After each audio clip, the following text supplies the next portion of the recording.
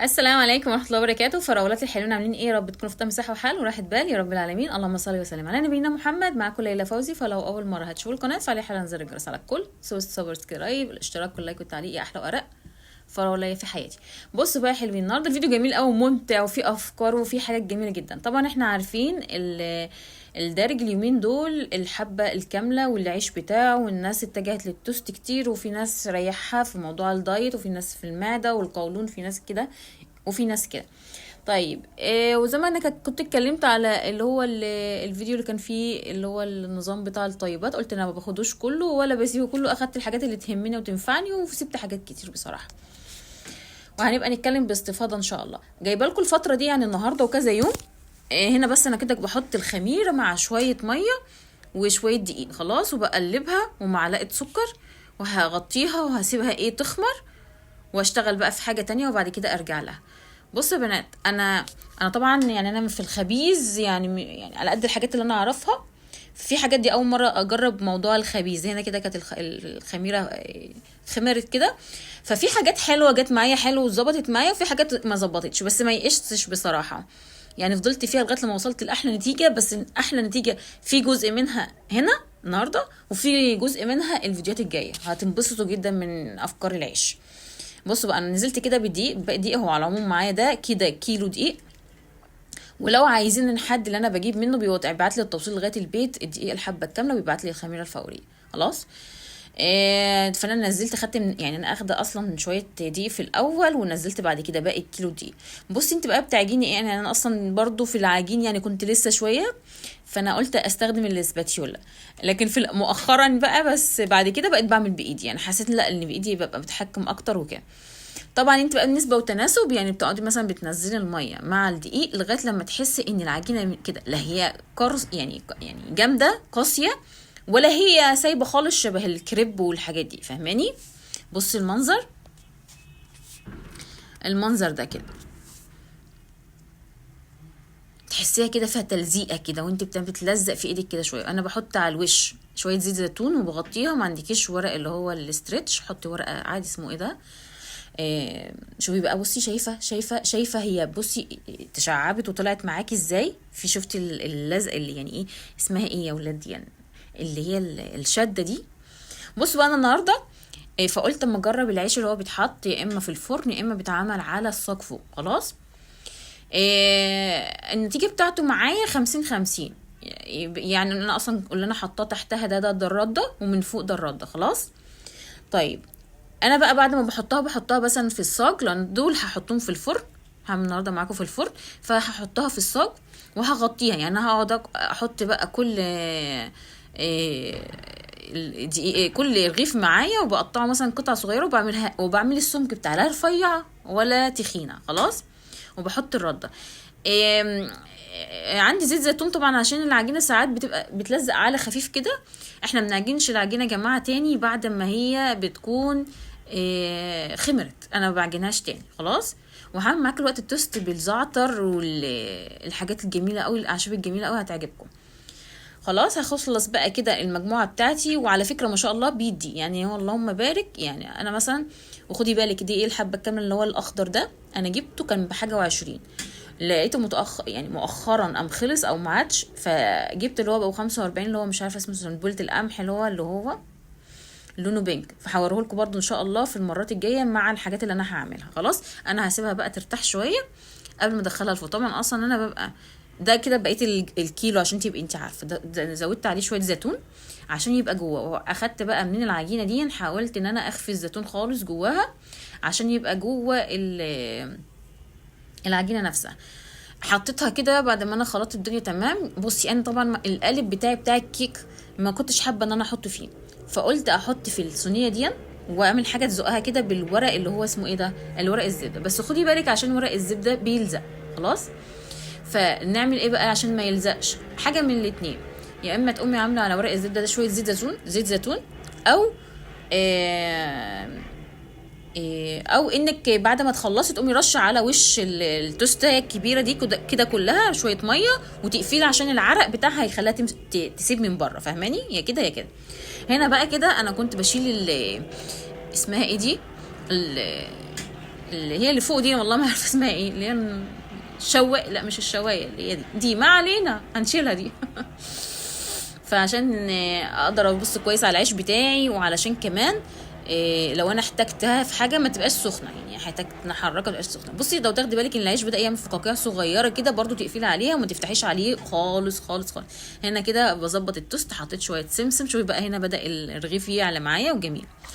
طبعا نازل ترند جدا بيقول لك تعالي نعمل خميره في البيت، فقلت اما اجرب. انا دي كده كان تاني يوم ليها. فحطيت بصي بالمعيار بتاع القهوه دي، بتاعت القهوه دي، فحطيت 2 معلقتين وحطيت معلقتين ميه خلاص، وقلبتها بحيث ان هي تبقى سايله حلوه كده يعني فاهمه. وعلمت بالاستك ده بحيث ان انا اسيبها كده في الدولاب بتاع المطبخ، واجي تاني يوم اشوفها. ده كده الرغيف بتاعنا قمر وكان عسل. وعلى فكره عايزه اقول لك ان احلى حاجه بقى، بصي ان هو عندك بقى في بيتك بقى يعملوا كده، ده انت اللي عملتي ده بجد، يعني انت مش شارياه، يعني انت مش جايبين بره، فالاحساس حلو قوي قوي قوي. انك تعملي حاجه بايدك انت اللي عارفه فيها ايه بقى، واحساس حلو ان هم ينبهروا بيكي، فبجد جميل قوي. عايزه اقول لكم الريحه، يا خبر ابيض، ريحه الزيتون مع ريحه الزعتر فوق مع شويه السمسم. طبعا عندك حبه البركه بقى حطي، بس انا ما كنتش عندي، فمش قادره اقول لك همس بجد. قعدت يعني تقول كلام اشعار، قعدت تقول اشعار في التوست ده. طبعا دي حاجات كده للولاد كده ملبخه كده. ده كان تاني يوم، يعني انا كنت خبزت الفجر، جيت تاني يوم بقى يعني عايزين يفطروا، حمرت شويه بطاطس، عندي عسل، عندي شويه مربى. طبعا ده توست، ده ريتش بيك، ده اصلا مش بتاعي كان عندي، فقلت برضو يعني اعمل ده واعمل ده. اخدته حطيت عليه شويه الجبن اللي هي التشيدر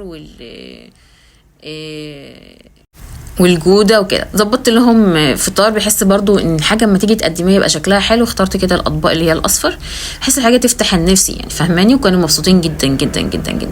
ميزه بقى بنات العيش بتاع الحبه اللي هو الكامله ده، اللي انا لقيته فيه ان بجد بيديكي فتره كبيره تحسي بالشبع. خلاص فتره كبيره تحسي انت شبعانه مش عايزه تاكلي خلاص. بيحسن عمليه الهضم، يعني تحسي فعلا اللي هو الهضم بتاعك ما شاء الله لا قوه الا بالله اللهم بارك احسن.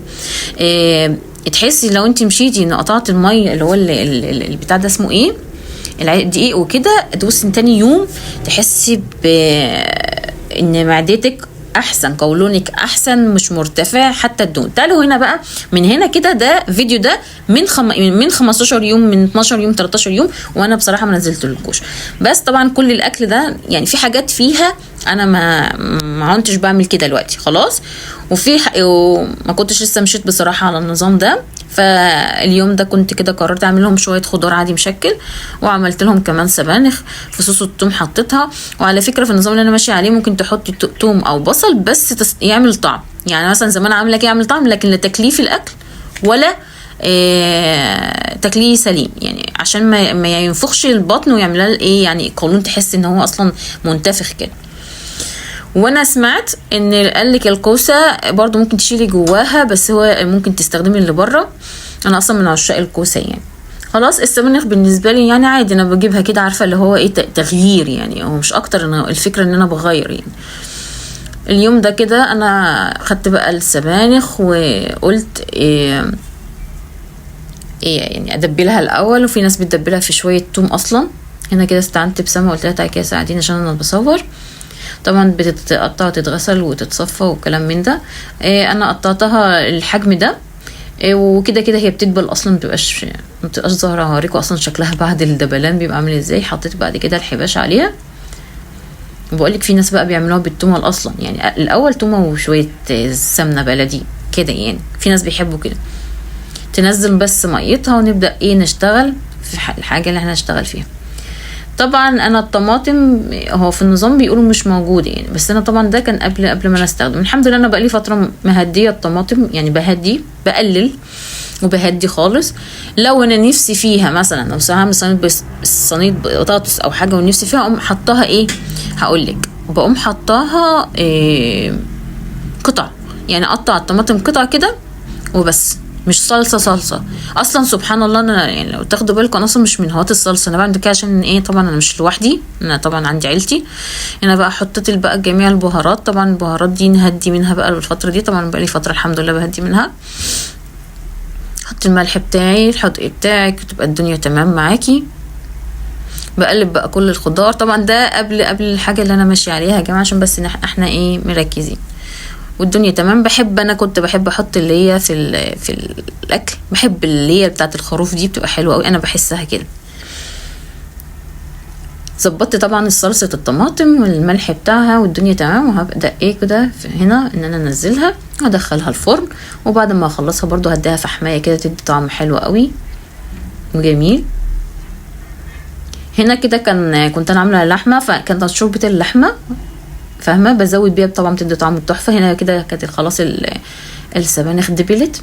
انا اصلا ناويه اعمل طاجن سبانخ باللحمه فاهماني، حاسه ان انا كان بقالي فتره ما عملتهاش وكان نفسي فيها. فطبعا عندي جزء هنا في البيت بيحب ده، طبعا دي سمنه بلدي. في عندي جزء هنا بيحب خضار مشكل، وفي جزء عندي بيحبوا السبانخ. فانا رضيت جميع الاطراف وجميع الاذواق عشان ما حدش يزعل ويتقمص.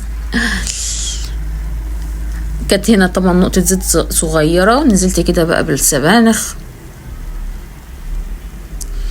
حط بعد كده بقى البهارات. وفي اخر حاجه خالص يعني انا بحب ان انا مع البصل مع الثوم يدي طعم للسبانخ الاول قبل ما احط الطماطم.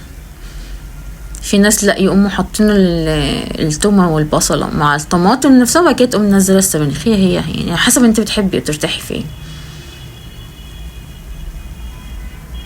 هنا كده كنت خلاص مروقه الدنيا تمام. السرير عندي وكده بوريكم بقى الهوا. بصوا تحس ان كده في غيام اليوم ده، تحس ان في غيام، حتى البحر كان عالي شويه، وتحس ان بدا يعني سنه سقعه. واحنا بعد ما عينا الصيفي، انا عايزه اقول لكم ان انا عاينه الصيفي بقى لي داخله على حاجه 20 يوم، فمن زمان قوي. هنا بقى كده جبت السبانخ بتاعتي، حطيت فيها اللحمه القمر بقى بتاعتي، وحطيت قرن الفلفل كده، حطيته كده في النص يعمل شكل حلو. طبعا انا زي ما انا قلت لكم في حاجات كتير غيرتها دلوقتي الفتره دي. فده كان فيديو من اخر حاجه كنت انا ماشيه عليها، فقلت اوريه لكم فاهمه. هنا بقى مش قادره اقول لك الخضار عامل ازاي، وعملت له فحمايه بالزبده، بتعمليه بزيت، بتعمليه بزبده، بتعمليه اي حاجه، اي ماده دهنيه بيعمل ريحه حلوه. فطبعا عارفه اقول لك يعني بتحس ان هم مبسوطين يعني حقيقي. وجبنا كده اوردر سريع كده كان بلبن. الكلام ده طبعا كان من 15 يوم من زمان. وبس كده، اشوفكم ان شاء الله الفيديو الجاي، والسلام عليكم ورحمه الله وبركاته.